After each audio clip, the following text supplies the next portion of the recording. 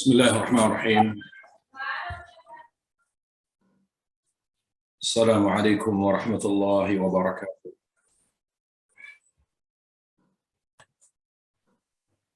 Alhamdulillahirabbil alamin. Wal 'aqibatu lil muttaqin. Wala 'udwana illa 'alal zalimin. Wassalatu wassalamu ala Rasulillah wa ala alihi wa sahbihi wa man tabi'ahum bi ihsanin ila yaumiddin. Allahumma la ilma lana illa ma 'allamtana wanfa'na bima 'allamtana. Rabbi zidna ilma warzuqna fahma.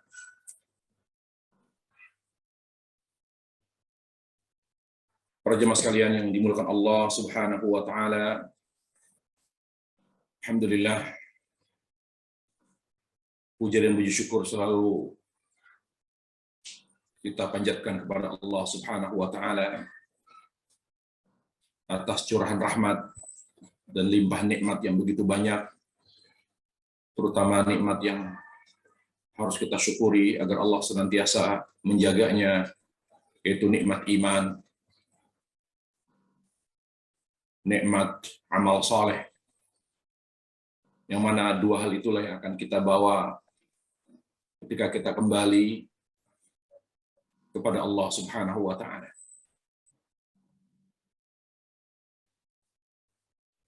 Alhamdulillah, berkat taufik dari Allah Subhanahu wa taala, kita bisa kembali bertemu di majelis ilmu, majelis amalan hati,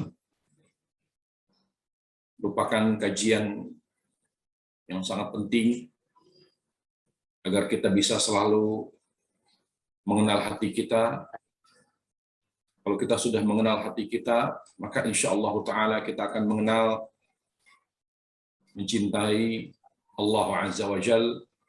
Kalau kita sudah mencintai Allah Subhanahu wa Ta'ala, maka hidup ini akan terasa indah. Hidup ini akan selalu syarat dengan keberkahan.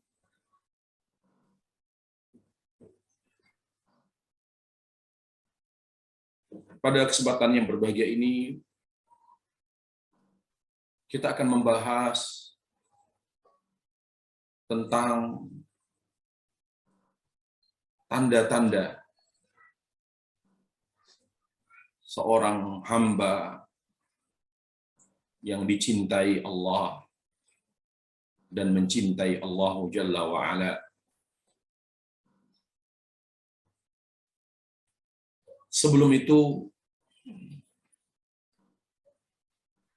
perlu kita ingatkan diri kita bahwa seorang muslim harus bercita-cita menggapai kebahagiaan dunia dan akhirat. Sebagaimana yang Allah Subhanahu wa taala sampaikan hal tersebut yang tertuang dalam doa yang terkenal dengan doa sapu jagat. Rabbana atina fid dunya hasanah wa fil akhirati hasanah wa qina adzabannar. Wahai Rabb kami, karuniakanlah kepada kami kebaikan. Kebaikan mencakup kebaikan dunia dan kebaikan akhirat.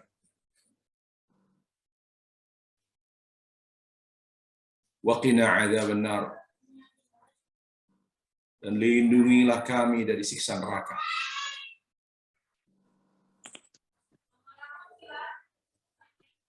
Perlu kita ketahui para jemaah bahwa ini maksud dengan kebahagiaan dunia atau kebahagiaan dunia berbeda dengan kebahagiaan akhirat. Allah di sana mengatakan hasanatan fid dunya wa hasanatan fil akhirah. Kebaikan di dunia dan kebaikan di akhirat. Meskipun kedua-duanya disebutkan oleh Allah, tetapi keduanya berbeda hakikatnya.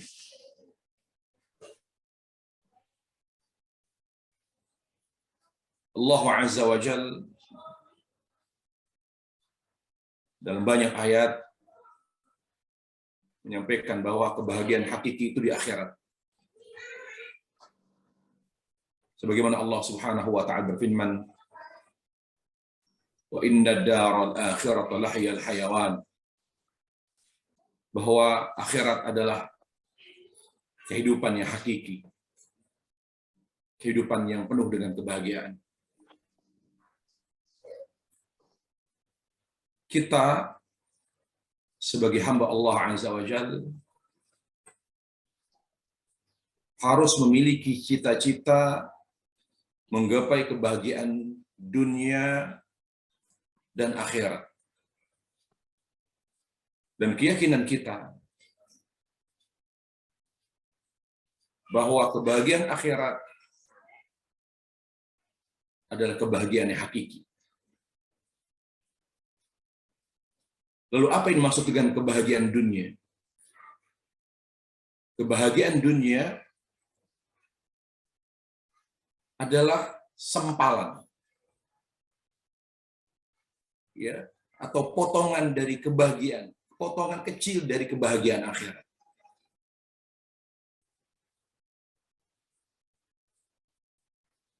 Ketika kebahagiaan dunia memiliki kesamaan dengan kebahagiaan akhirat, maka itulah yang disebut kebahagiaan dunia. Bagaimana kita memahami kebahagiaan dunia?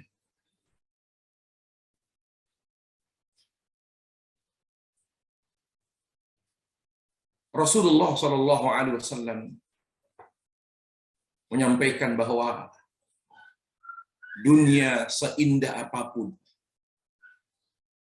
pada akhirnya akan kita tinggalkan.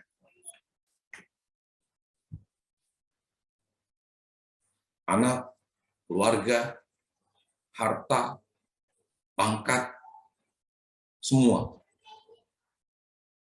Ketika kita meninggalkan semua yang menurut kita adalah indah, maka hakikatnya semua itu bukan kebahagiaan. Pahamilah kebahagiaan itu yang akan kita bawa bersama kita setelah kita meninggal dunia.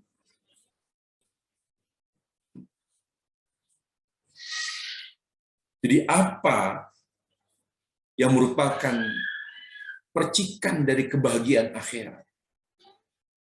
Itulah kebahagiaan dunia yang sesungguhnya. Yang tidak semua dimiliki, diberikan oleh Allah Jalla wa'ala kepada hamba-Nya. Saya ulangi para jemaah. Kebahagiaan yang sesungguhnya di dunia adalah kebahagiaan yang merupakan percikan daripada kebahagiaan akhirat.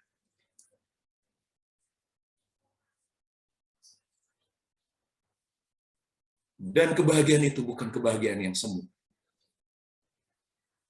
Bukan kebahagiaan yang dibuat-buat dan dipaksakan.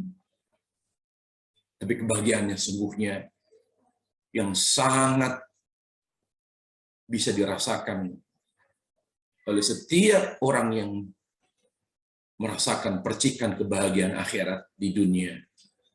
Dan itu dirasakan sampai ke dalam sanubari yang paling dalam. Dan terasa kebahagiaan itu begitu stabil.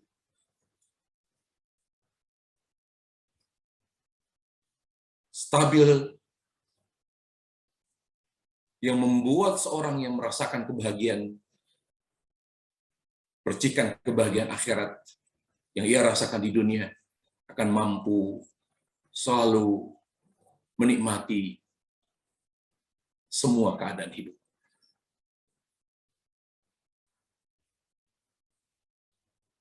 Rasulullah SAW telah menyinggung hal tersebut. Kata Nabi SAW, "Ajaban li amril mu'min, inna amrahu kullahu khair. In asabatu sarra syakara fakana khairun lah. Wa in asabatu dharra sabara fakana khairun lah." Sungguh menakjubkan kehidupan seorang mukmin. Sungguh menakjubkan. Sungguh mengherankan kehidupan seorang mukmin. Baginya, seluruh kehidupannya, seluruh warna-warni hidupnya, suka dukanya, sedih bahagianya adalah kebahagiaan. Dan ini yang menyatakan adalah as-sadiqul masduq, Rasulullah sallallahu alaihi wasallam. Suka dukanya, sakit sehatnya, semuanya terasa nikmat. Bukan nikmat fisik, tapi nikmat di hati, nikmat ridha kepada Allah Jalla wa'ala. Nikmat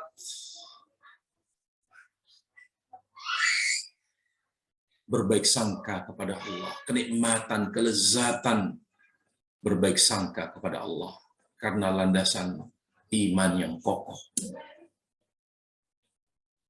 Lalu Rasulullah sallallahu alaihi wasallam menggambarkan bagaimana kenikmatan dan kelezatan hidup seorang mukmin. Jika dia diberi nikmat, dia tidak tagha, dia tidak melampaui batas, dia tidak kufur, dia stabilkan hatinya dengan bersyukur kepada Allah Jalla wa'ala. Dan itulah keindahan, itulah kebahagiaan. Ketika berada di atas kenikmatan, ketika berada di puncak kesuksesan, dia tidak melampaui batas.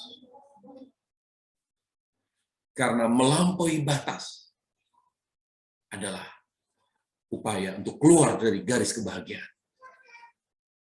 Sebagaimana Allah Jalla wa'ala mencabut kebahagiaan dari Fir'aun, padahal dia adalah seorang raja, seorang penguasa, yang sangat luas kekuasaannya. Segala fasilitas hidup tersedia. Semua rakyatnya bahkan dipaksa untuk menuhankannya.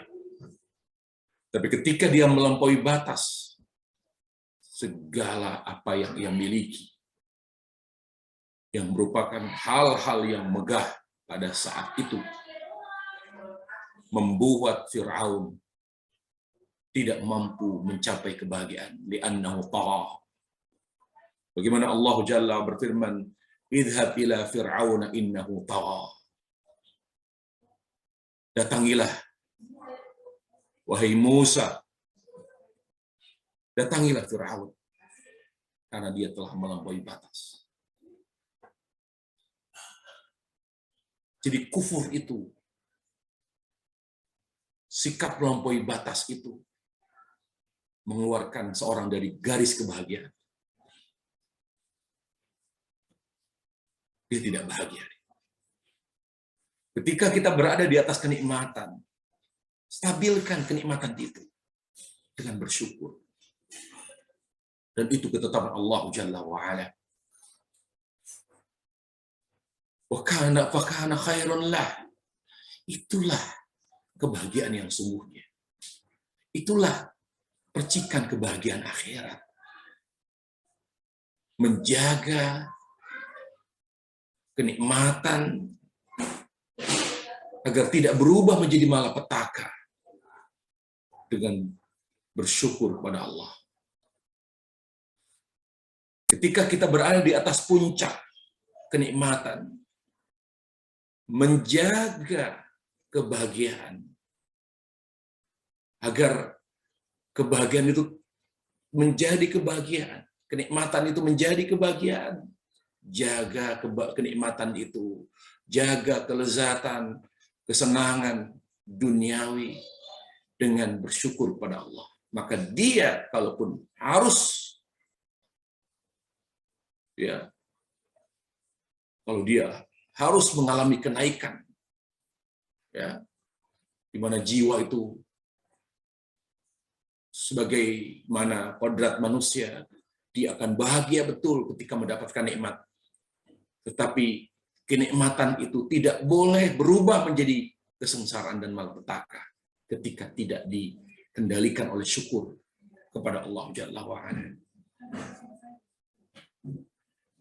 Lalu Nabi SAW bersabda, wa in asabatu dharra sabara fakana khairul lah. Ketika dia mengalami cobaan, didera oleh berbagai macam ujian dan cobaan yang berat, maka jangan biarkan dirinya begitu terpuruk sampai melampaui batas sabar. Sampai melampaui batas. Jadi ada titik tertinggi kebahagiaan. Ada garis, ada titik tertinggi kebahagiaan, ada garis terendah kebahagiaan. Jadi kebahagiaan itu memiliki zona. Ada zona yang paling tinggi. Dan ini tidak boleh dilampaui. Meskipun kita lengkap, memiliki kehidupan yang lengkap, memiliki segalanya, tetapi ketika kita biarkan kenikmatan hidup kita melampaui garis kebahagiaan, tidak ada kebahagiaan di sana. Ingat para jamaah, kebahagiaan itu hanya datang dari Allah Jalla wa'ala. Kebahagiaan tidak ditentukan oleh dunia. Kebahagiaan tidak dipastikan oleh materi. Kebahagiaan itu hanya datang dari Allah Jalla wa'ala. Ketika kita berada di titik terendah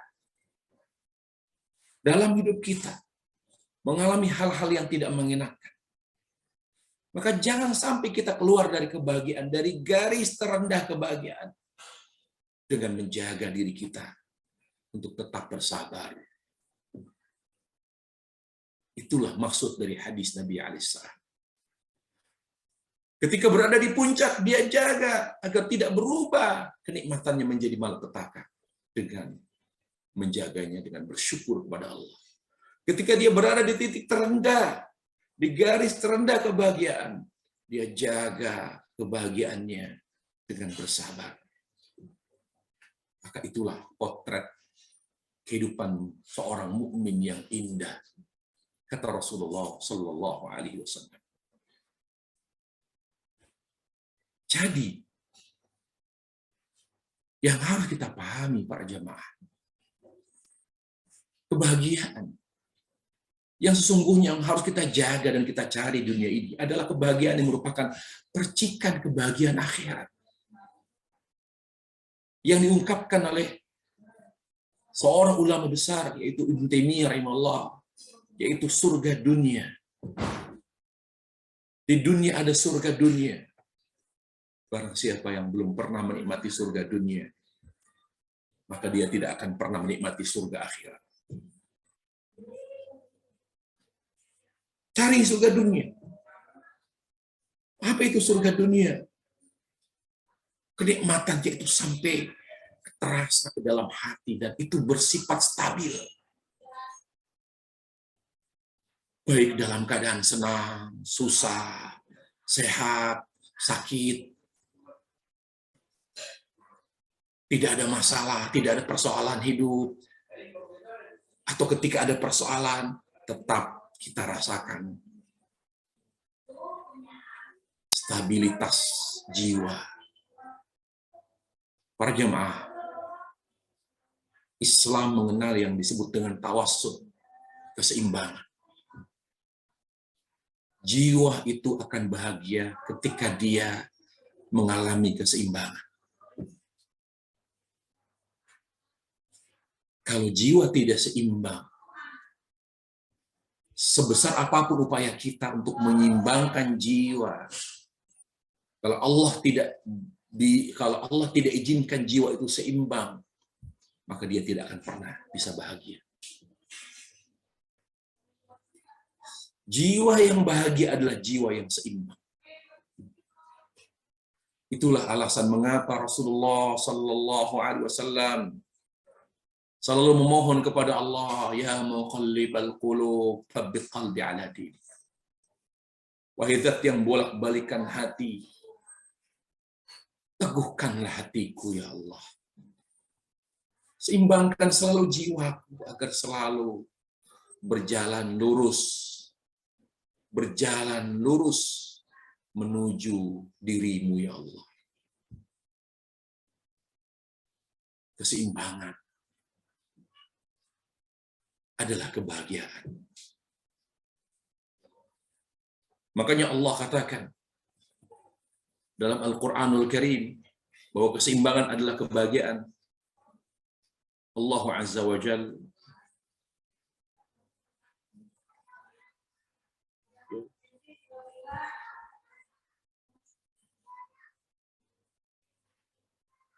dalam Al-Quranul Karim katakan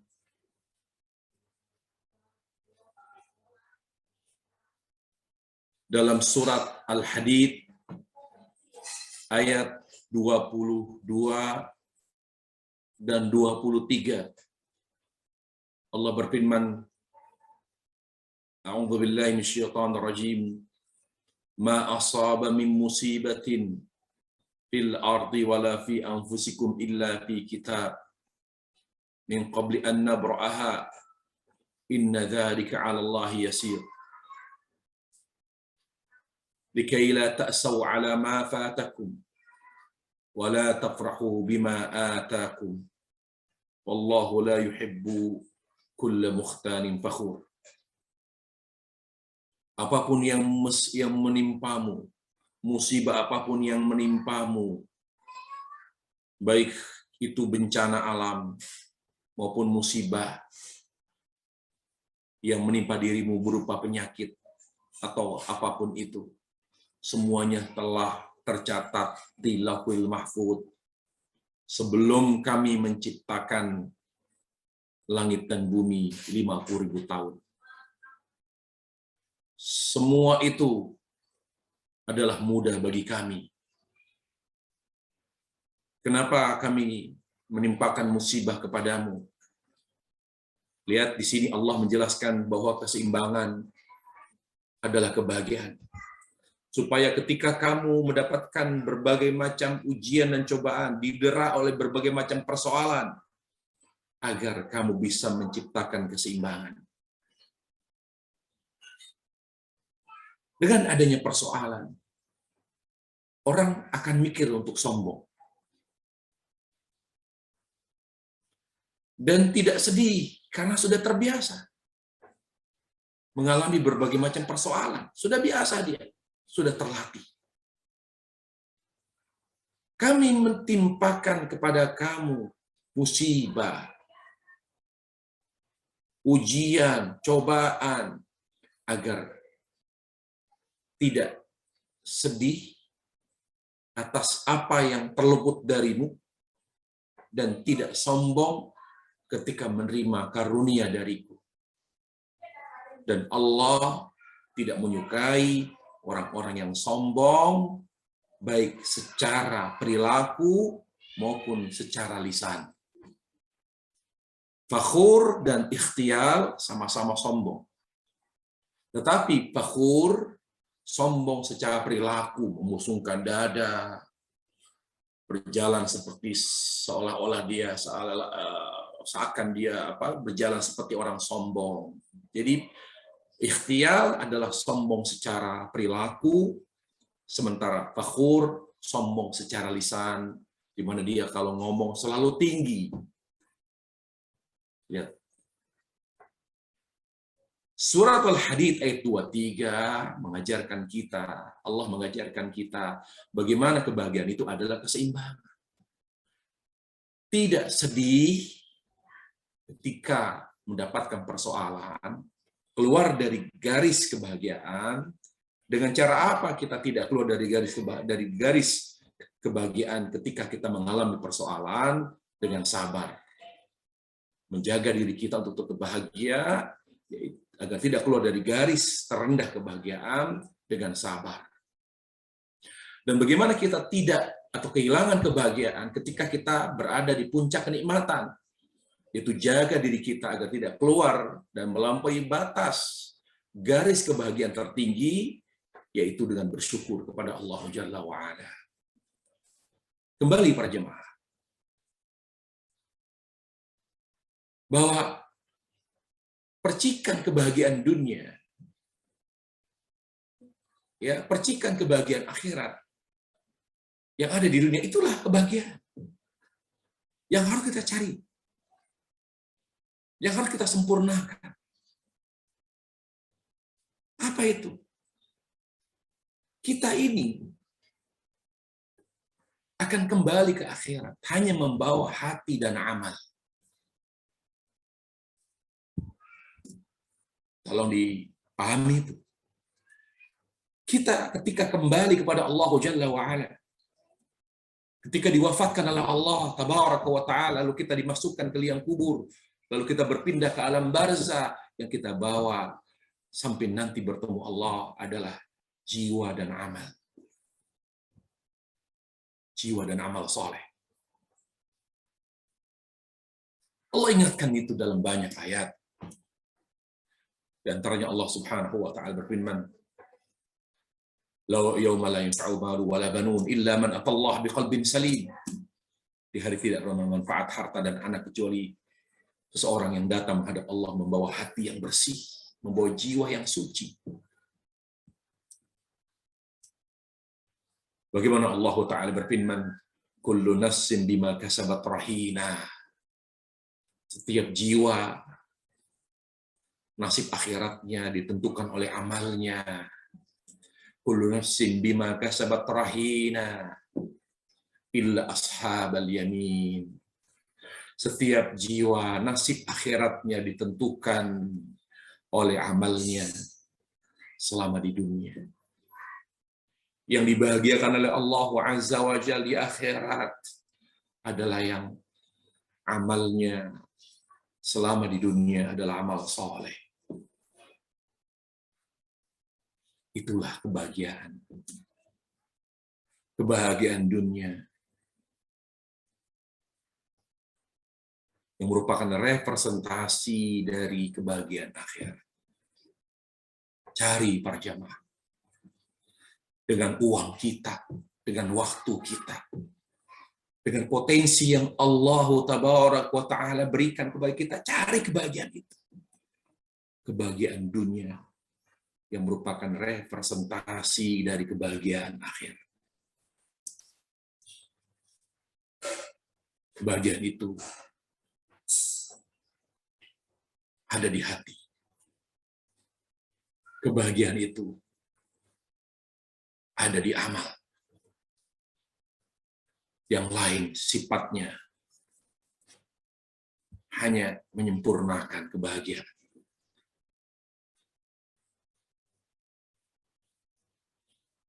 Bagaimana kita selalu fokus? Pertanyaan berikutnya, para jemaah.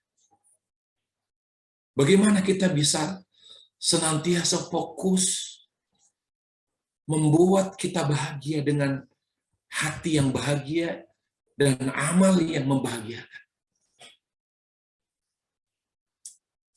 Hal ini ada kaitan dengan pembahasan kita sebelumnya. Bagaimana kita bisa mengejar cintanya Allah Azza wa Jalla? Kita akan dibahagiakan oleh Allah Azza wa Jalla melalui hati yang merupakan wilayah khusus Allah Jalla wa Ala. Tidak ada seorang pun, apapun yang Allah perkenankan untuk masuk ke dalam hati kita. Makanya yang sangat merusak kebahagiaan di dalam hati ketika kita mencintai selain Allah secara berlebihan. Padahal hati adalah wilayah khususnya Allah Azza wa Jalla. Sebagaimana Rasulullah SAW bersabda, "Inna quluba bani Adam baina usbu'aini min asabir rahman. Yuqallibuha kaifa yasha." Hati manusia berada dalam genggaman Allah. Maka Allah lah yang akan membolak-balik hati manusia. Allah Ta'ala berfirman, "Ma ja'alallahu lirajulin min qalbayni fi jawfi." Allah tidak membiarkan hati manusia yang hanya satu diberikan kepada selainnya. Ma ja'alallahu lirajulin min qalbayni fi jawfi. Sehingga Allah hanya memberikan satu hati, menciptakan satu hati pada setiap manusia. Allah Ta'ala berfirman, "Wa minan nasi may yattakhidhu min dunillahi andada yuhibbunahum ka hubbillah." Di antara manusia ada yang menduakan Allah dengan cintanya. Ada yang berbuat syirik. Bagaimana seorang hamba berbuat syirik kepada Allah Tabaraka wa Ta'ala?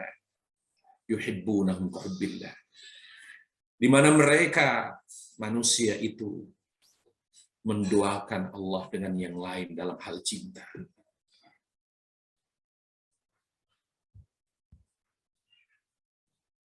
Carilah kebahagiaan melalui apa yang akan kita bawa pada saat kita kembali kepada Allah Jalla wa'ala. Cari kebahagiaan melalui hati kita. Cari kebahagiaan melalui amal kita. Semua dua hal ini bertolak dari mana? Bertolak dari kegelisahan. Kegelisahan kita yang terus-menerus. Kapan Allah mencintai saya? Selama kegelisahan itu ada di dalam jiwa kita, di dalam terngiang-ngiang, di dalam hati kita, selalu ada di dalam terbesit di dalam jiwa kita, di dalam hati kita, terngiang-ngiang di dalam pikiran kita, kapan Allah mencintai saya? Kapan Allah mencintai saya? Maka itu kunci taufik para jemaah. Kunci taufik. Kalau kita selalu resah hanya karena kapan ya anak saya sayang kepada saya? Semua anak saya sayang kepada saya. Kapan cucu saya semuanya sayang menghormati saya? Ketika kita mengejar cinta makhluk, maka tidak ada percikan kebahagiaan akhirat di dalam hidup kita. Tidak ada itu. Percikan kebahagiaan akhirat yang kita rasakan di dunia, ketika kegelisahan itu, kegelisahan yang ada di dalam hati kita adalah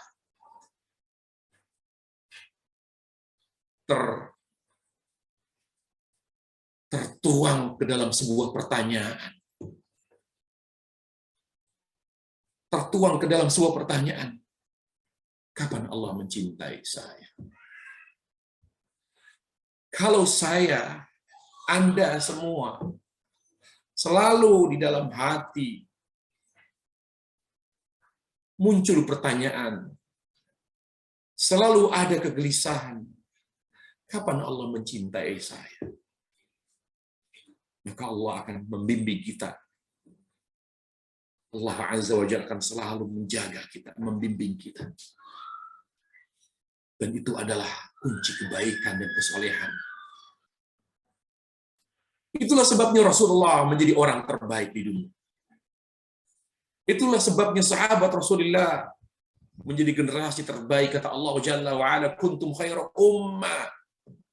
Kalian adalah umat Nabi terbaik. Generasi dari umat Nabi alaihi salatu wassalam terbaik sahabat. Kenapa? Karena mereka adalah orang-orang yang hanya punya satu kegelisahan, kapan mereka dicintai Allah. Kapan mereka dicintai Allah Azza wa Jalla. Pernah mendengar ada seorang sahabat Rasulullah, setiap dia sholat, dia baca Al-Ikhlas. Di sholat fardunya, di sholat sunnahnya, selalu dia membaca Qul huwallahu ahad, Allahus samad, lam yalid wa lam yulad wa lam yakul lahu kufuwan ahad. Berulang-ulang. Terus baca Al-Ikhlas. Lalu Allah Azza wa Jalla, lalu Allah Subhanahu wa Ta'ala memerintahkan Rasulnya sallallahu alaihi wasallam untuk memanggil sahabat itu. Lalu sahabat itu ditanya Rasul, kenapa kamu kok selalu dalam sholat kamu membaca Al-Ikhlas? Di sholat fardumu kamu baca Al-Ikhlas, di sholat sunnahmu kamu baca Al-Ikhlas, kenapa? Ya Rasulullah,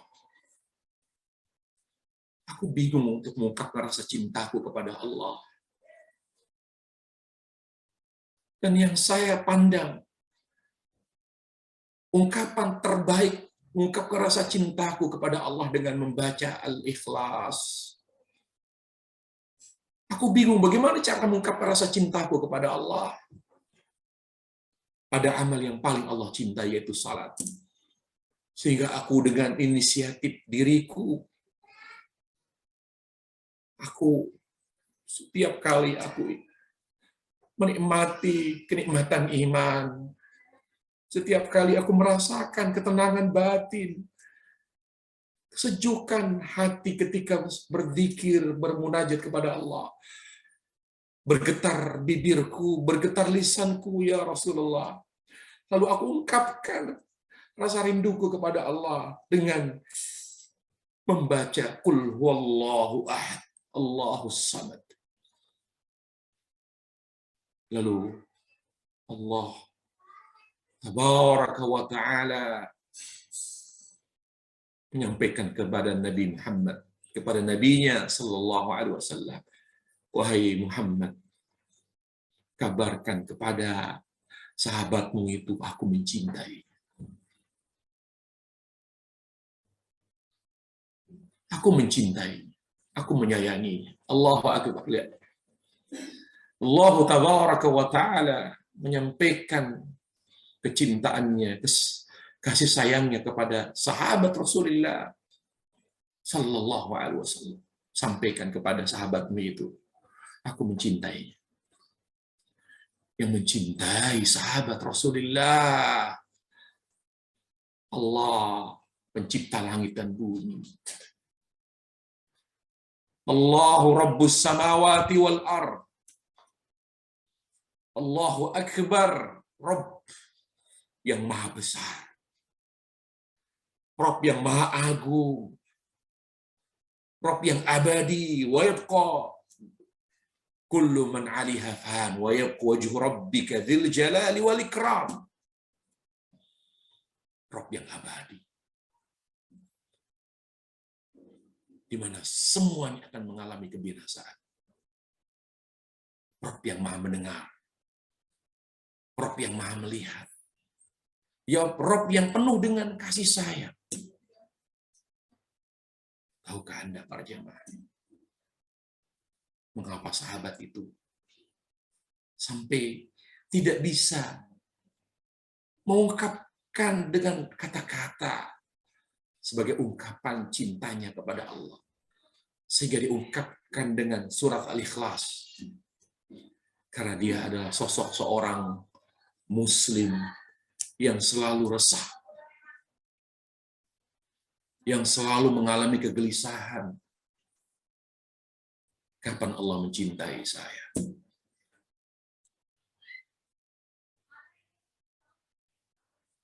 Kalau kita sudah mulai merasakan kegelisahan, kapan Allah mencintai saya? Maka yang pertama,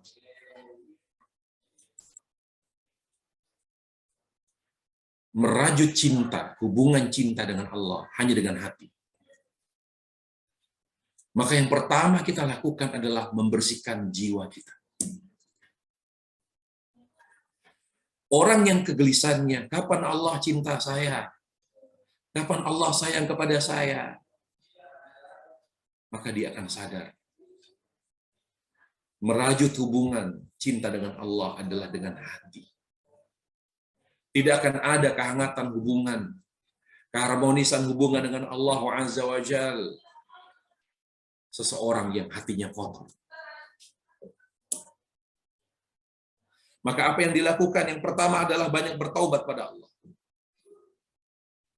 Banyak bertaubat pada Allah Jalla wa Ala dan beristighfar kepadanya. Coba kita cermati. Kenapa Nabi banyak bertaubat kepada Allah? Padahal beliau tidak punya dosa.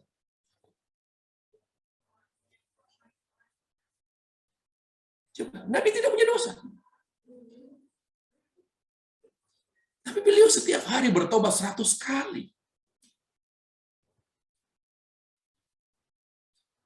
Itulah cara beliau menjaga hubungan, keharmonisan dengan Allah.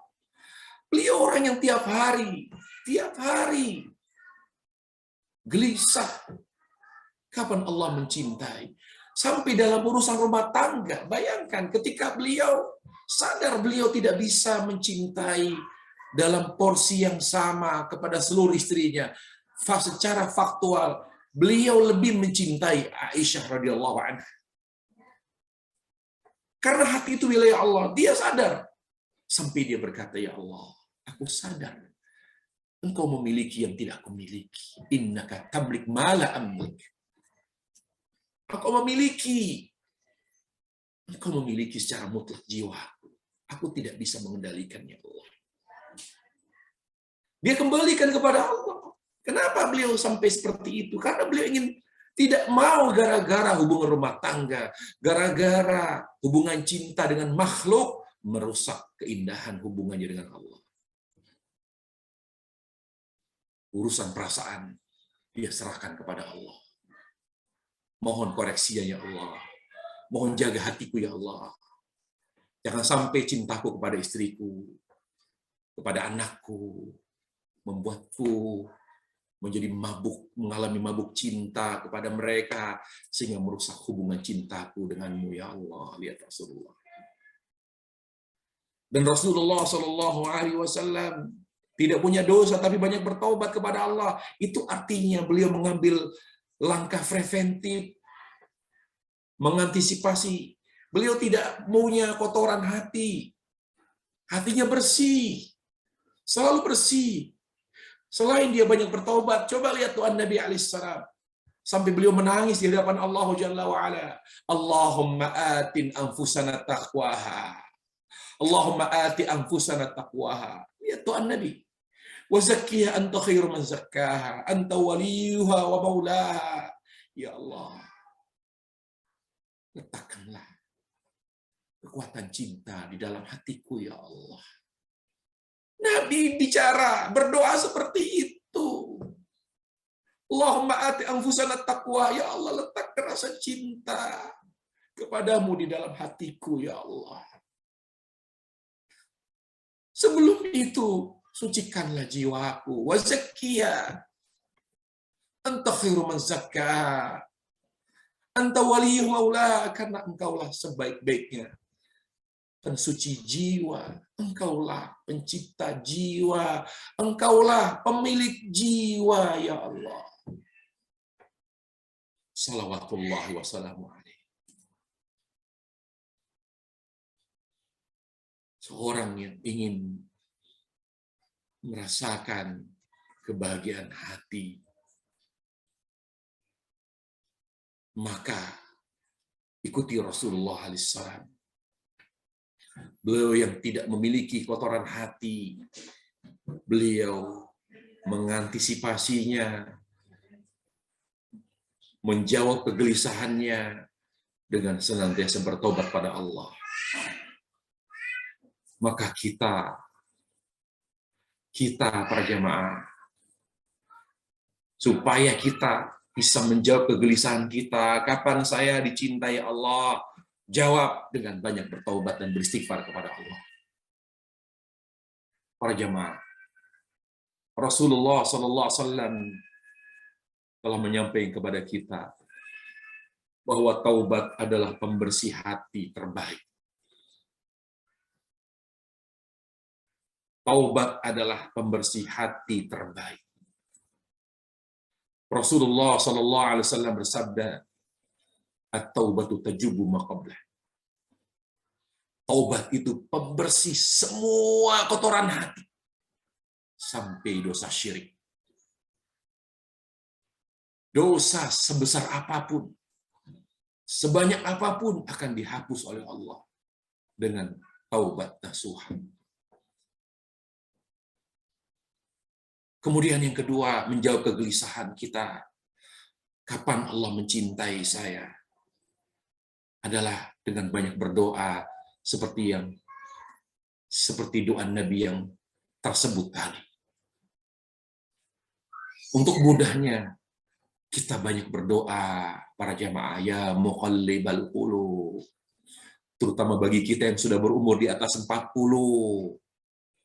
Ingat, hati kita selalu berubah. Pastikan hati kita di saat dicabut nyawanya oleh Allah, hati kita adalah hati yang rindu kepada Allah. Hati kita adalah hati yang cinta kepada Allah, bukan cinta dunia. Perbanyak para jamaah. Kalau kita sudah berumur di atas 40 tahun, supaya Allah wafatkan kita dalam keadaan husnul khatimah. Ya muqallibal qulub, tsabbit qalbi ala dinik. Ya muqallibal qulub, tsabbit qalbi ala dinik. Wahai zat yang bolak-balikan hati. Di sujud kita, di doa kita di akhir salat, di doa kita di akhir malam, doa, ya muqallibal qulub, tsabbit qalbi ala dinik. Wahai zat yang membolak-balikan hatiku, teguhkan hatiku di atas agamamu, ya Allah. Di atas cintamu kepadamu, ya Allah. Cintamu kepadaku, ya Allah. Kemudian, menjawab keresahan itu adalah dengan menuntut ilmu agama. Karena ilmu agama adalah cahaya. Cahaya hati. Bagaimana Allah Azza wa Jalla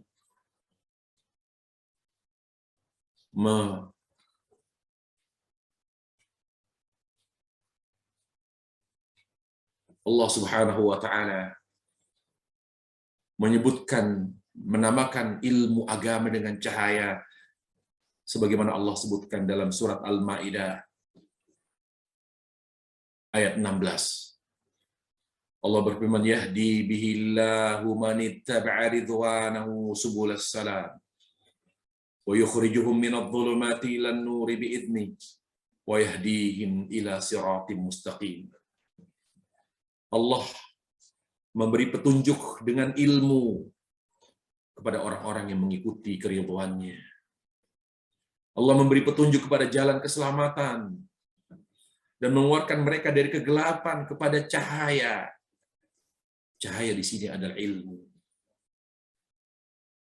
Kita terangi hati kita dengan ilmu agama. Orang yang tidak mengerti agama, hatinya gelap. Imam Malik ketika mendapati muridnya Imam Syafi'i adalah seorang yang sangat cerdas. Tapi kecerdasan saja tidak cukup. Kecerdasan saja tidak memastikan seorang akan mendapatkan ilmu dari Allah Azza wa Jalla. Tidak menjamin seorang akan menjadi ulama kalau hatinya kotor. Kalau orang cerdas tapi hatinya kotor, tidak akan Allah letakkan di dalam hatinya ilmu. Apa kata Imam Malik kepada Imam Syafi'i muridnya? Inni araka fi qalbika nura fala tutfi'hu bi dhulmatil ma'asi. Wahai muridku, aku melihat di hatimu itu ada cahaya. Ada cahaya di hatimu. Kamu bukan sekedar cerdas dan jenius, tapi aku melihat di hatimu ada cahaya. Imam Malik menyebut ilmu Imam Syafi'i cahaya. Jangan kamu biarkan cahaya cahaya Allah di dalam hatimu redup oleh karena maksiat. Jangan biarkan cahaya di dalam hatimu menjadi redup oleh karena maksiatmu kepada Allah. Jangan kau redupkan cahaya di dalam hatimu dengan maksiat kepada Allah Azza wa Jalla. Jadi, menjawab keresahan, kapan Allah mencintai saya, adalah dengan bersemangat menuntut ilmu agama. Semakin mendekati batas akhir dari umur kita, maka kita harus meningkatkan semangat untuk menambah khazanah keilmuan kita, menambah pemahaman agama kita.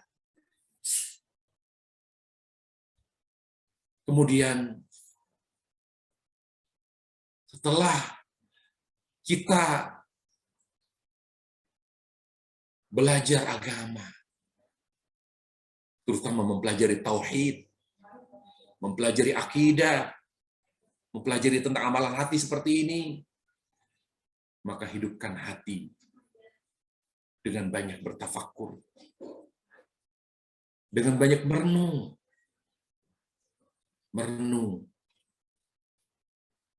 merenungi ilmu agama yang telah kita pelajari. Ketika data-data dari ilmu agama itu kita anggap masih kurang sempurna atau belum jelas gambarannya, atau belum kita pahami dengan baik, maka banyak bertanya. Jangan mulai merenung kalau ilmu yang sudah ada di dalam hati kita belum kita pahami dengan baik. Renungan akan menghasilkan hasil yang salah ketika ilmu dipahami dengan pemahaman yang tidak benar.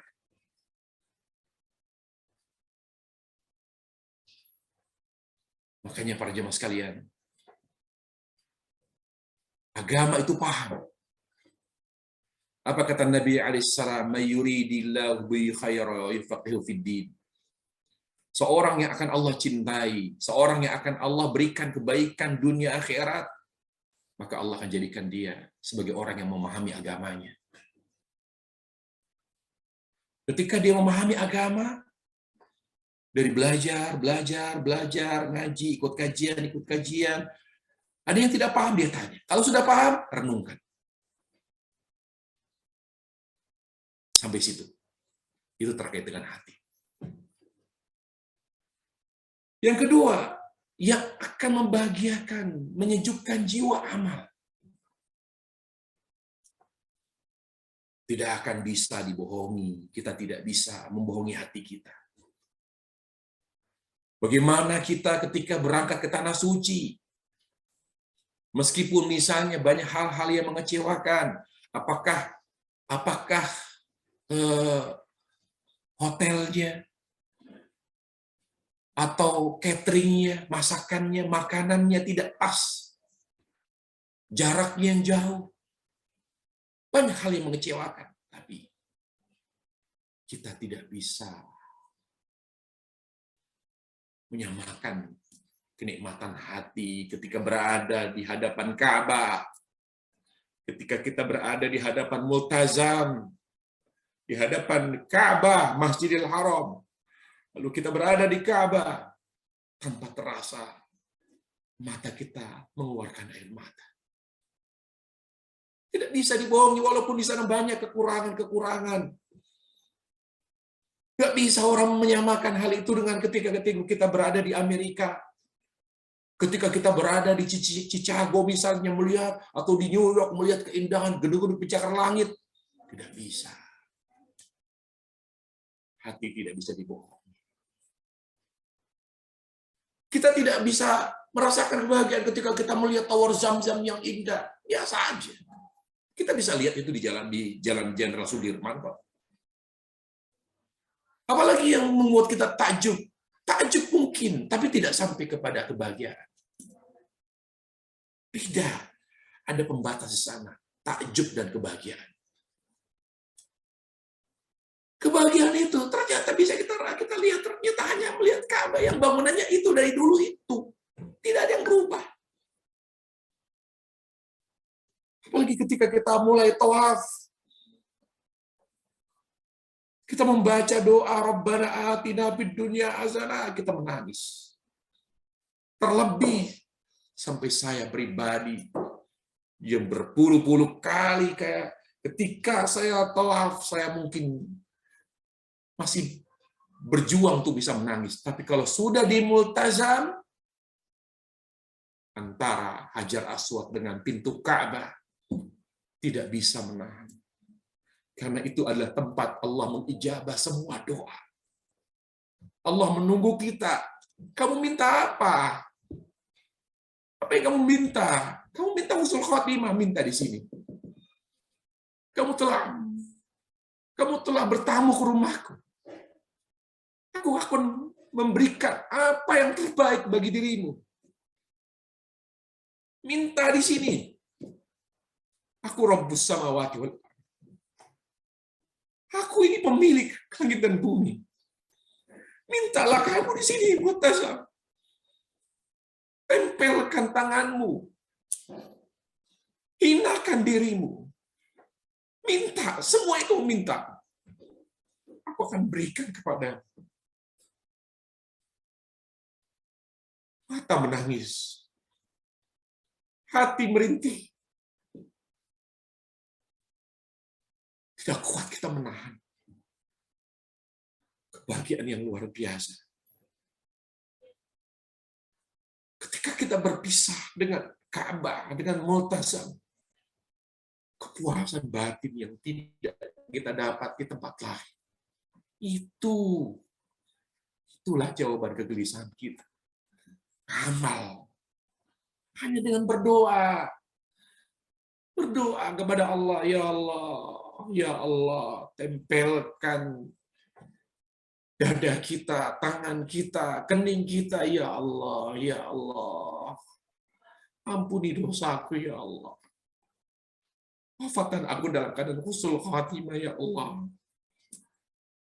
Bahagiakan mereka, ya Allah, keluargaku. Bahagiakan aku, ya Allah, ketika aku kembali kepadamu, ya Allah. Luar biasa, Pak. Itu bukti bahwa amal membahagiakan. Ada kesan yang begitu indah di dalam jiwa ketika kita sholat di Masjidil Haram, ketika kita sholat di Masjid Nabawi, sejuk yang menimbulkan kerinduan, yang membuat kita ingin kembali lagi. Ini bukti para jemaah, kebahagiaan itu hanya pada hati dan amal yang akan kita bawa setelah kita kembali kepada Allah. Cari para jemaah. Mumpung Allah memberi kita kesempatan untuk hidup, mumpung Allah belum mencabut nyawa kita, cari kebahagiaan melalui hati. Dengan banyak bertobat, dengan banyak berdoa, dengan selalu menuntut ilmu agama, dan banyak merenung. Carilah kebahagiaan melalui amal. Amal yang dimaksud, amal yang sesuai dengan tuntunan Rasulullah Sallallahu Alaihi Wasallam. Berikut para jamaah, sesuai dengan tema kita pada hari ini. Apa sih tanda Allah mencintai kita? Tandanya, indikasinya adalah seorang yang dicintai Allah. Allah itu akan mencintai kita ketika kita mencintai ibadah dan ketaatan. Selama kita hanya sholat karena kewajiban, selama kita berjilbab hanya karena kewajiban, selama itu Allah belum mencintai kita. Kapan ya Allah mencintai saya? Kalau Anda sudah menikmati jilbab yang Anda kenakan. Kalau Anda sudah menikmati sholat. Kalau Anda sudah menikmati menjadi istri yang mampu memuliakan suami, oh ya karena terpaksa. Karena kalau saya nggak memuliakan, dia nggak ngasih uang ke saya. Jangan. Muliakan suami karena Allah. Walaupun suami Anda banyak mengalami kekurangan atau banyak kekurangannya, sabar, nikmati itu. Muliakan suami karena perintah Allah. Apapun bentuk ketaatan dan macam-macamnya, nikmati ketaatan. Kalau kita sudah menikmati ketaatan, maka itu indikasi Allah mulai mencintai kita.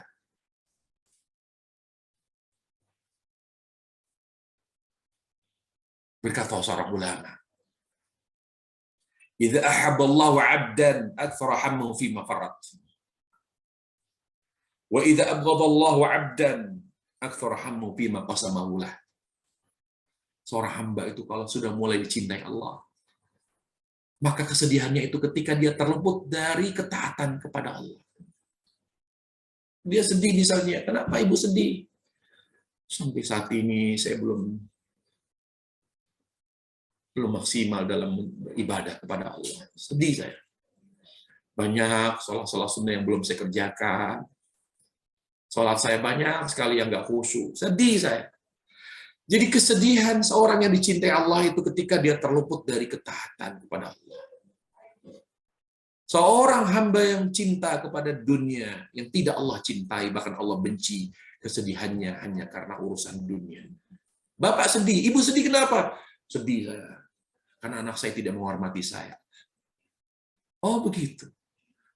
Bapak ibu masih sedih hanya karena anak Anda tidak lagi menghormati Anda.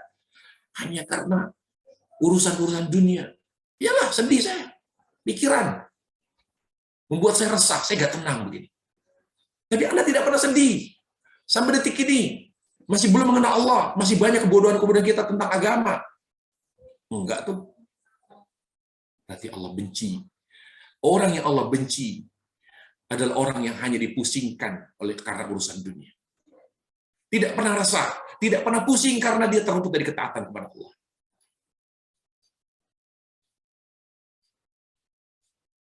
Kemudian tanda orang yang dicintai Allah.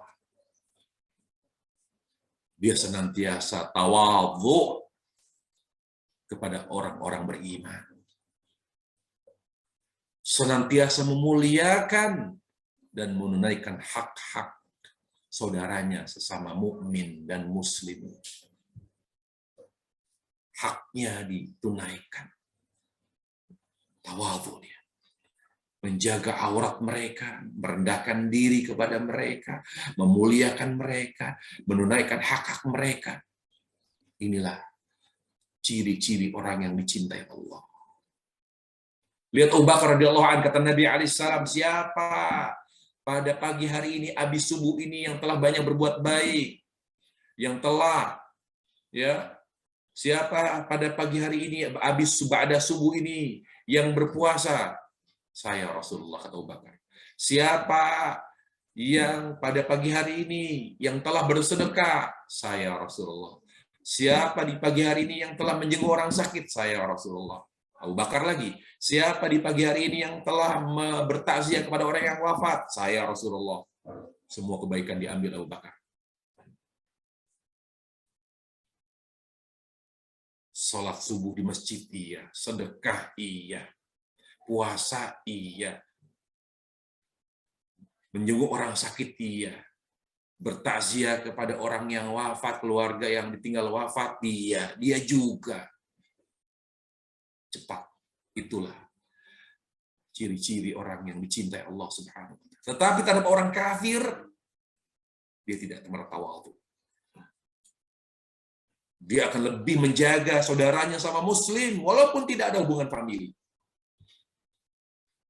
Dia jaga betul saudara yang sungguhnya itu saudara seagama, saudara muslim.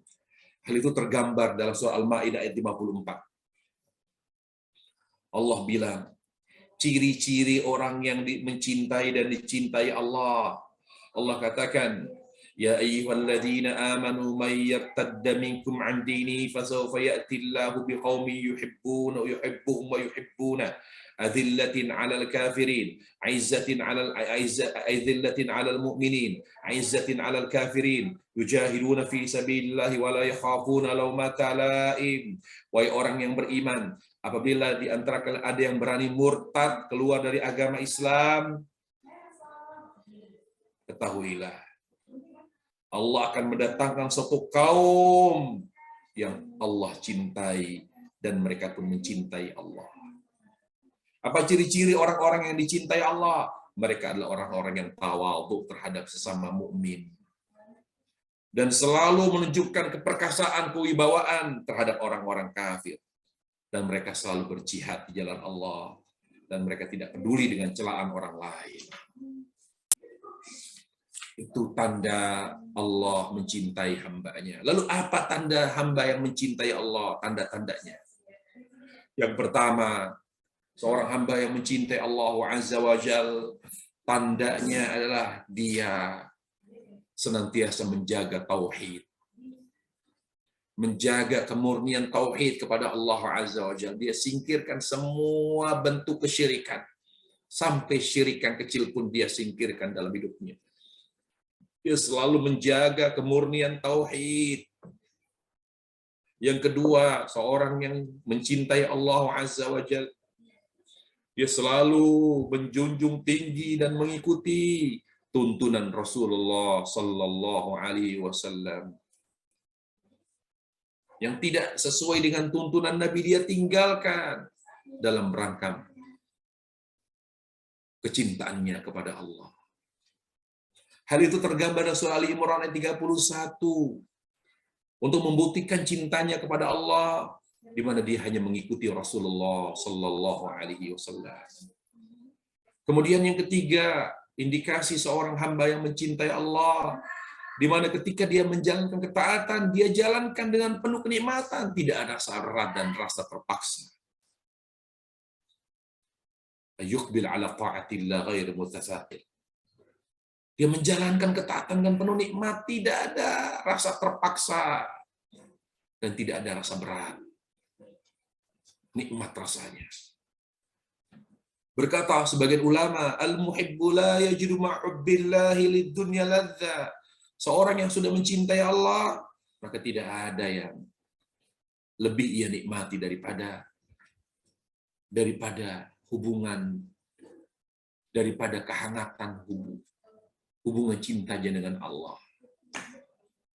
Yang paling dia nikmati itu ketika dia sedang bercengkrama dengan Allah Jalla wa'ala. Itu yang paling nikmat.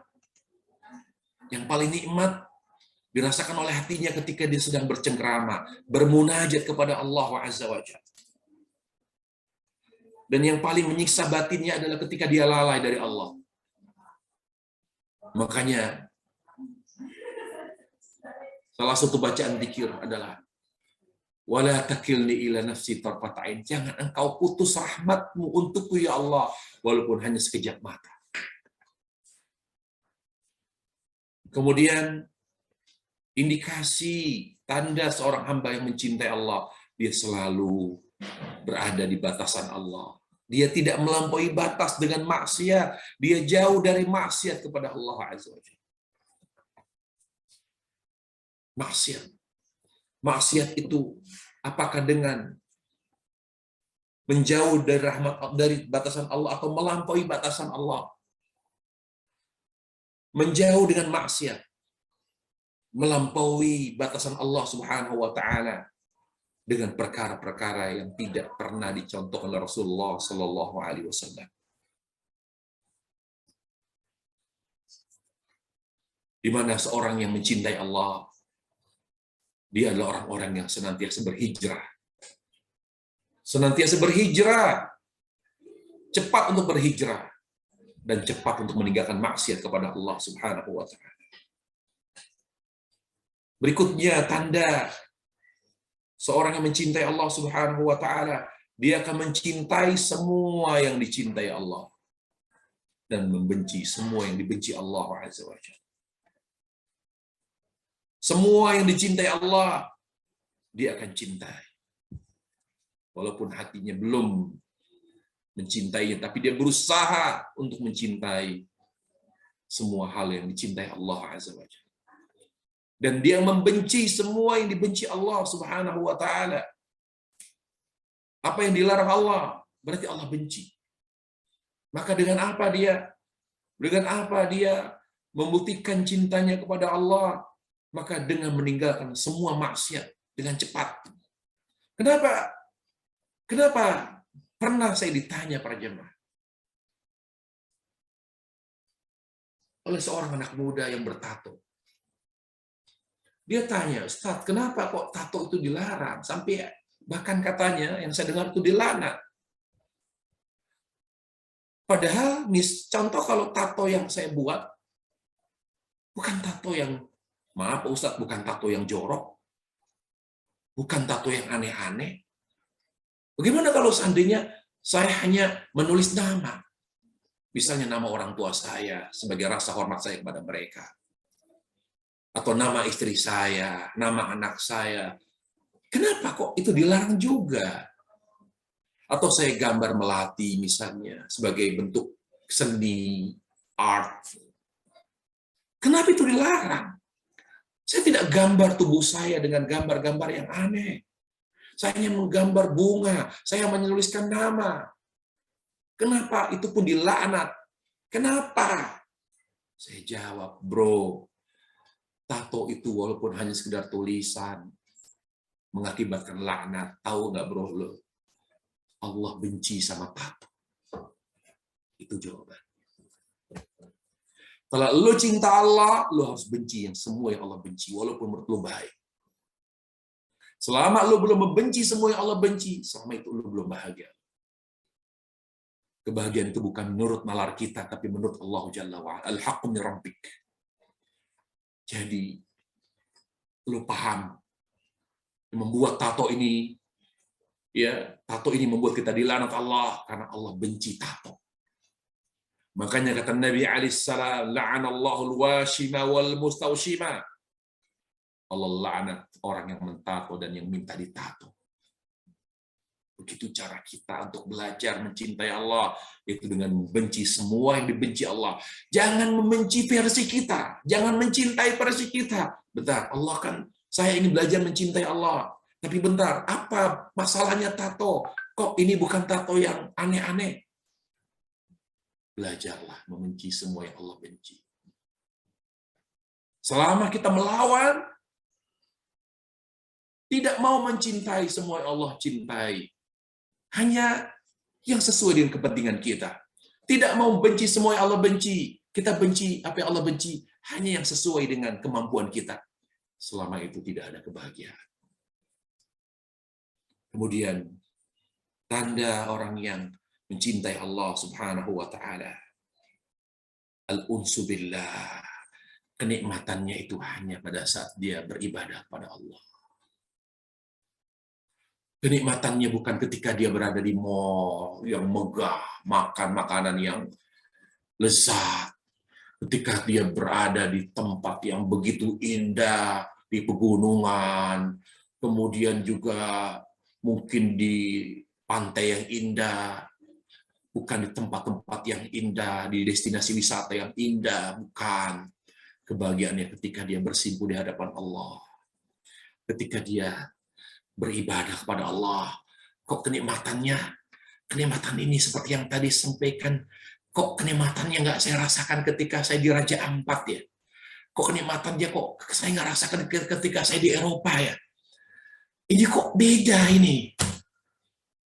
Berarti itu menunjukkan Anda sudah beriman. Anda sudah jatuh cinta kepada Allah. Kalau kita menikmati ketaatan yang kita tidak nikmati ketika kita berada di Singapura, di Eropa, di Amerika, di tempat-tempat wisata yang indah. Ini nggak saya dapat ini. Nggak ada. Memang senang, bahagia saya. Tapi ini dalam banget ini. Kebahagiaannya ya Allah sampai meluap, menyebabkan air mata menetes. Ini yang saya cari. Kalau Anda, saya, kita semua begitu. berarti kita sudah mulai jatuh cinta kepada Allah. Terakhir, indikasi orang yang telah cinta kepada Allah, rasa cinta kita tidak bertambah. Rasa cinta kita bertambah dengan bertambahnya karunia yang Allah berikan. Dan rasa cinta kita tidak berkurang karena kita tidak diberi apa yang kita minta. Saya ulangi. Tanda orang yang sudah mulai jatuh cinta kepada Allah. Dia rasa cintanya akan semakin bertambah dengan bertambahnya nikmat yang Allah berikan kepadanya. Dan tidak berkurang ketika tidak diberikan ya oleh Allah apa yang dia minta. Ketika Allah tidak memberi apa yang diminta, maka tidak berkurang rasa cinta kita. Tetap berbaik sangka kepada Allah. Itu tandanya. Bertambah rasa cinta ketika Allah memberikan nikmat, bertambah nikmat.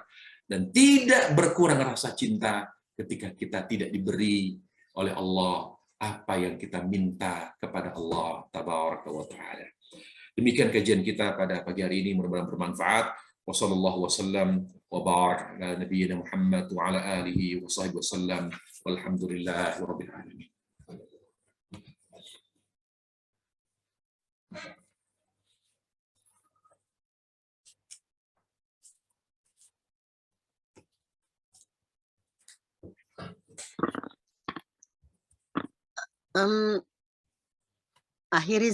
Riza kok jadi Rizal. Riza, tafadhol jadi moderatornya. Baik. Terima kasih, Nila.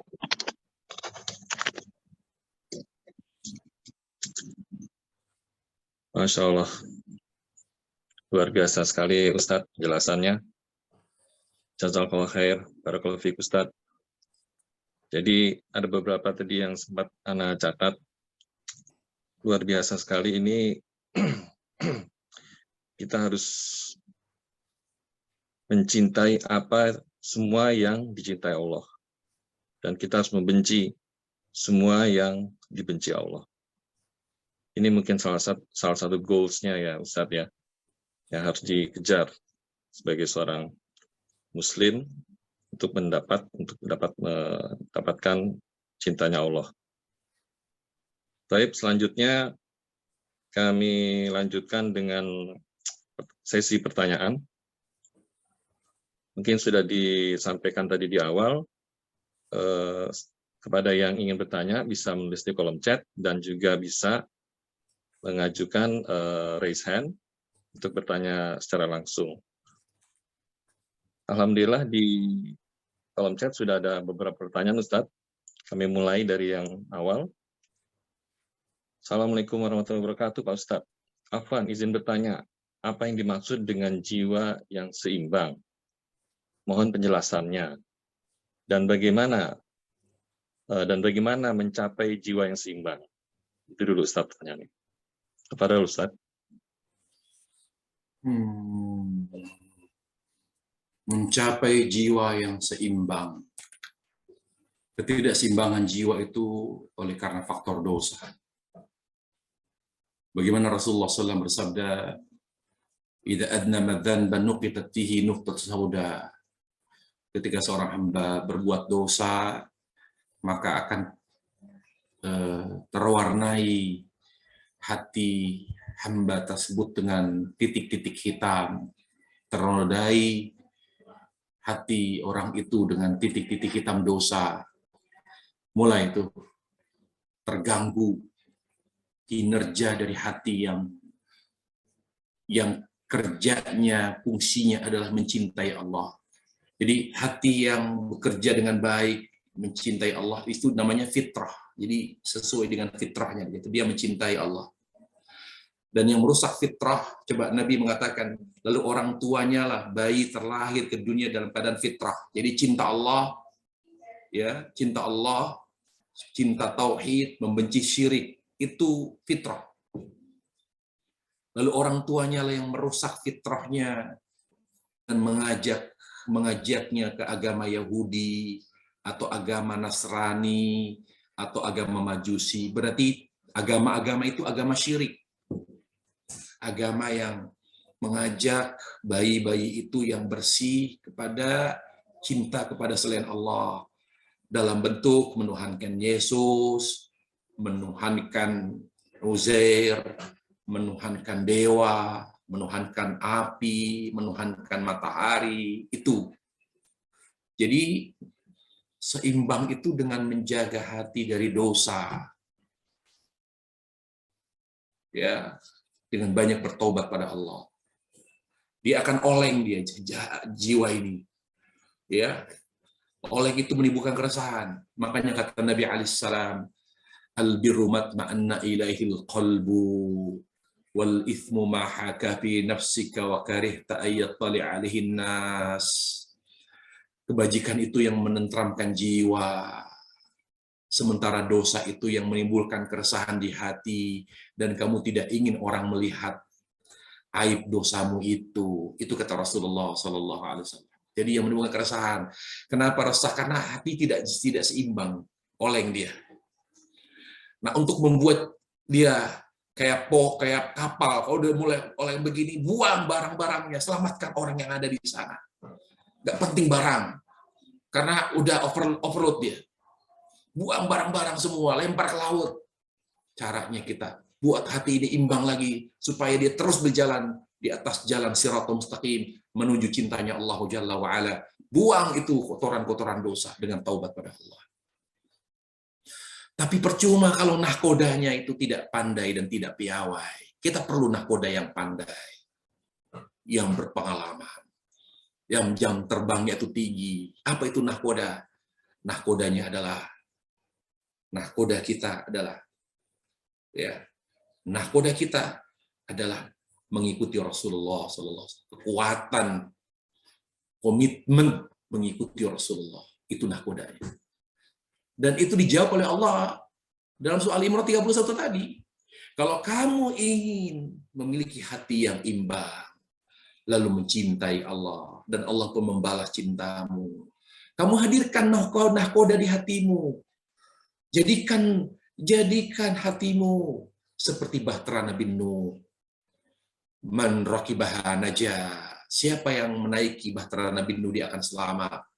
Karena banjir fitnah, banjir syahwat. Ini bukan banjir sekedar banjir. Ini banjir yang melanda seluruh belahan bumi hati kita. Tidak main-main. Banjir bandang ini, bah ini luar biasa derasnya, sederas tsunami yang begitu kuat, dihantam semua. Kalau kita tidak punya nahkoda dan kapal yang kokoh, nahkoda yang memiliki jam terbang yang tinggi, bahtera yang kuat, akan karam kita. Kita perlu nahkoda yang memiliki jam terbang tinggi, yaitu komitmen kita untuk selalu mengikuti Rasulullah Sallallahu Alaihi Wasallam. Kata Imam Ahmad, nahkoda yang harus ada pada diri kita adalah kecintaan kita kepada Rasul dan kecintaan kita kepada petunjuk Rasulullah, sehingga kita selalu mengikuti petunjuk beliau. Kalau sudah kita punya komitmen yang kuat mengikuti petunjuk Rasulullah, kita sudah menghadirkan nahkoda terbaik. Nanti biarkan dia akan menuntun kita. Makanya kata ulama, seberapa kuat komitmenmu, konsistenmu terhadap petunjuk Rasulullah, maka sebesar itulah rasa cintamu kepada Allah. Lihatlah, renungilah firman Allah Jalla wa'ala dalam surat Ali Imran, kata mereka. Makanya surat Ali Imran 31 itu disebut oleh mufassir ayat ujian cinta. Ayatul Mihna namanya. Ali Imran 31 disebut oleh para ulama ayat ujian cinta. Ya, kira-kira seperti itu. Wallahu a'lam bishawab. Baik Ustadz. Selanjutnya pertanyaan berikut. Assalamualaikum warahmatullahi wabarakatuh. Ustadz, izin bertanya, apakah dengan demikian seseorang yang sulit untuk memahami ilmu agama itu adalah juga karena kotornya hati, karena maksiat, entah itu dosa syirik, atau tidak mengikuti petunjuk Rasulullah, membuat ibadah dengan cara sendiri, ataupun dosa lainnya, Ustaz? Dan bagaimana solusi memperbaikinya? Tafadhol, Ustaz. Penghalang seorang dari menuntut ilmu agama ada dua, ada penghalang internal, ada penghalang eksternal. Penghalang internal adalah dosa dan sifat buruk. Abu Thalib itu enggan menerima ajakan Nabi untuk bersyahadat karena ada di diri beliau sifat gengsi, padahal beliau mengakui kebenaran agama Islam, melindungi dakwah Islam yang disampaikan Rasulullah SAW. Bahkan beliau sampai di akhir hayatnya, sebelum beliau wafat, beliau membuat sebuah syair yang mengakui bahwa agama Islam agama yang benar. Walaqad alimtu bi anna dina Muhammadin min khairi adyanil bariyati dina laulal malamatu hadara masabbatin lawajadtani bidzaka samhan mubina. Saya yakin agama Islam yang dibawa oleh Muhammad adalah agama yang paling benar. Tapi karena saya takut dicela, saya ini tokoh masyarakat. Saya ini seorang tokoh besar dari bangsa Quraisy. Saya gengsi. Kalau pada akhirnya saya harus mengikuti agama keponakan saya. Laulal malam au hadara masabba. Jadi beliau mengakui kalau dia gengsi. Beliau gengsi. Rasa gengsi yang begitu tinggi yang ada di dalam hati Abu Thalib itu yang membuat beliau enggan untuk bersyahadat di akhir hayat beliau. Itu internal. Jadi karena dosa dan karena sifat buruk. Eksternal, lingkungan. Makanya Rasulullah SAW bersabda, al-mar'u ala dini khalili, seorang itu bergantung agama temannya, teman dekatnya, keluarganya, sahabatnya. Itu pengaruh besar. Kalau dia berat menuntut ilmu, tetapi temannya, sahabat baiknya, ayolah, bagus tahu kajiannya. Kapan lagi? Ayolah. Oh gitu ya? Ayo, coba. Lihat, satu demi satu, orang-orang sekeliling kita wafat. Tahu nggak yang membuat hati ini menjadi indah, bersih ilmu. Kita tuh kurang menikmati ibadah, kurang dekat dengan Allah karena kita tidak mengerti agama. Sentuhan-sentuhan nasihat teman dekat itu sangat besar pengaruhnya. Jadi itu penghalang kita dari menuntut ilmu, dua, internal dan eksternal. Maka perhatikan dua hal itu. Wallahu a'lam. Baik, saya kira cukup ya, karena saya ada acara lagi untuk berikutnya, karena saya ada pertemuan lagi. Kebetulan hari ini saya padat, dan memang jadwal saya selalu penuh dan padat, makanya insya Allah saya juga berjanji menuntaskan kajian amalan hati, mungkin sekitar 4 atau 5 pertemuan lagi, sampai nanti tawakal kita akan bahas. Setelah itu mungkin, karena saya sudah berbincang santai dengan Pak Rahman ya, dan insya Allah kita akan kaji kitab, mungkin kita akan, supaya lebih berkah lagi kajian kita akan membahas kitab Arba'in Nawawi, membahas hadis-hadis pilihan yang bisa kita amalkan sehari-hari. Mudah-mudahan ini menjadi bekal akhirat kita insya Allah. Semoga kajian kita menjadi bekal akhirat kita, semoga menjadi pemberat timbangan kebaikan kita, semoga Allah Subhanahu wa Ta'ala mewafatkan kita semua dalam keadaan husnul khatimah. Wallahu a'lam. Amin. Jazakallahu khair Ustaz, barakallahu fiik. Kami persilakan Ustaz barangkali untuk menutup dengan doa kafaratul masjid. Terima kasih, jazakumullah khairan wa barakallahu fiikum. Saya akhiri majelis kita ini dengan doa kepada subhanallah bihamdik, asyhadu an la ilaha illa anta, astaghfiruka wa atubu ilaik. Assalamualaikum warahmatullahi wabarakatuh.